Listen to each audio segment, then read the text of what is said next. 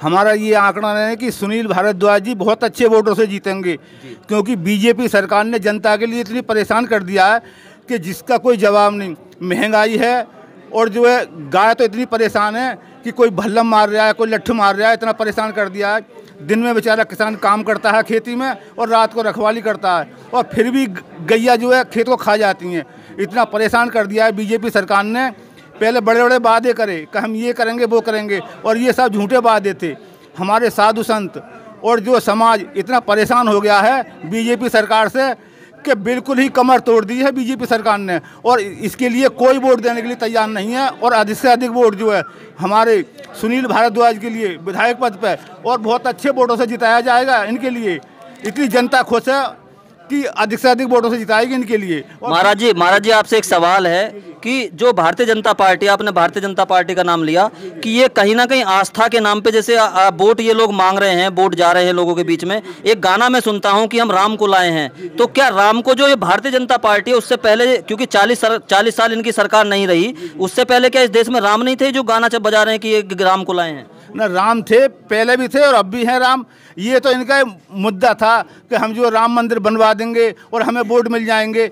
हम ये कहते हैं चलो ठीक है, मंदिर बनवा दिया आपने, बहुत अच्छा किया, मगर जनता के लिए जो महंगाई से आपने परेशान कर दिया, और गाय तो खेतों मतलब नुकसान कर ही रही हैं, तो जनता इतनी परेशान है कि आपके लिए कोई वोट देने के लिए तैयार नहीं है। बीजेपी सरकार इतनी बुरी तरह से हारेगी कि इन्हें ये दिख जाएगा कि हाँ हम कितने मतलब बुरे कर्म करें, हमने जनता के लिए सताया है। महाराज जी एक और सवाल, जो आपने गाय की बात की, जो गौशाला खुली हुई हैं और ये गायें, क्योंकि मैं अनूप शहर में भी गया, मैं बुलंदशहर में भी गया, यहाँ की भी ये समस्या है। ऐसा क्या है कि गौशालाओं पे सरकार पैसा खर्च कर रही है और गायें जो है खेती खराब कर रही है किसानों का, तो ये गौशालाओं में हो क्या रहा है?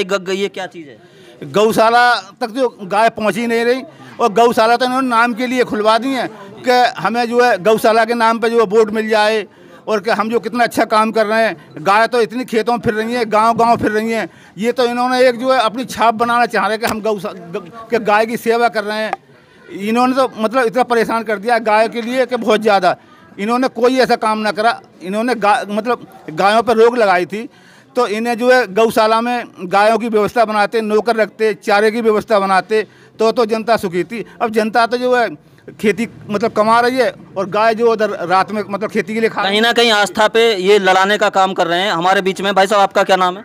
मुस्तफ़ा कमाल। मुस्तफ़ा कमाल जी, अच्छा, वो चेयरमैन साहब हैं मुस्तफ़ा कमाल जी। मुस्तफ़ा कमाल जी, इस समय जो सुनील भारद्वाज जी हैं, और जो एक माहौल भी चल रहा है, क्योंकि मुस्लिम समाज काफ़ी त्रस्त है, मुस्लिम समाज का इस समय इस सीट पर क्या रुख चल रहा है?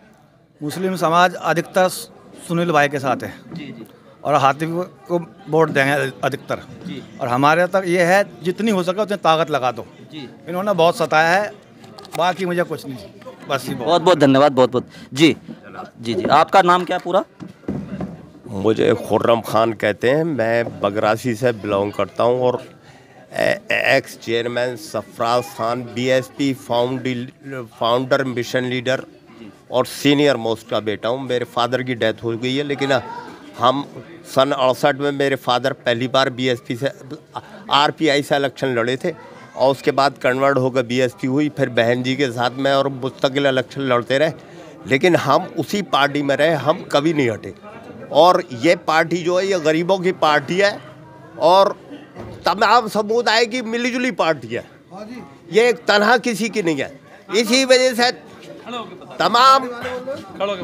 तमाम आवाम से, बाराबस्ती नहीं, पूरे ज़िले से नहीं, पूरी यूपी से मैं कह रहा हूँ, आपको इसे ब्लाइंडली सपोर्ट करना है, क्योंकि यही पार्टी ऐसी है कि जिसकी जब हुकूमत रही तो बहन जी ने बहुत स्ट्रिक्टली सब मामलात को लिए।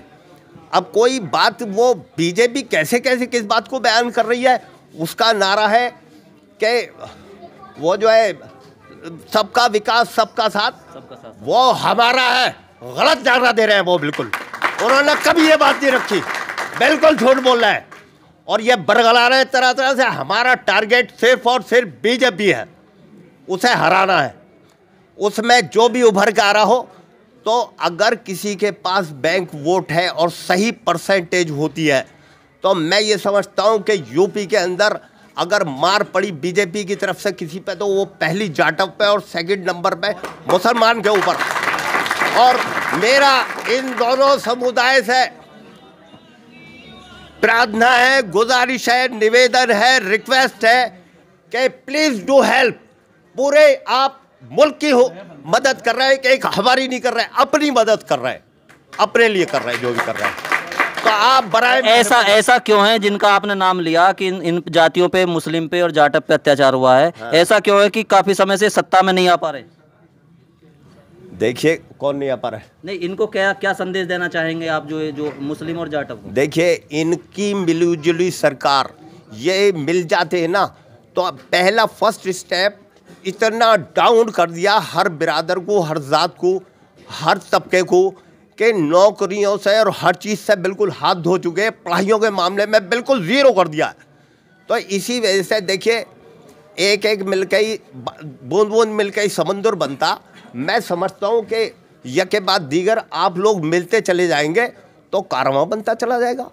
बहुत बढ़िया, आप लोग मिलते चले जाएंगे, कारवां बनता चला जाएगा। हमारे जी मैं जानता हूँ बाबूजी बैठ हमारे बीच में किसान यूनियन से हैं, और मैं आपको जानना चाहूँगा बाबूजी, जैसे चल रहा है माहौल, जिस तरह से हम देख रहे हैं कि इस समय क्या स्थिति है, जो सर्वधर्म सब जाति के लोगों का क्या रुख चल रहा है और किस तरह से आपका आकलन है?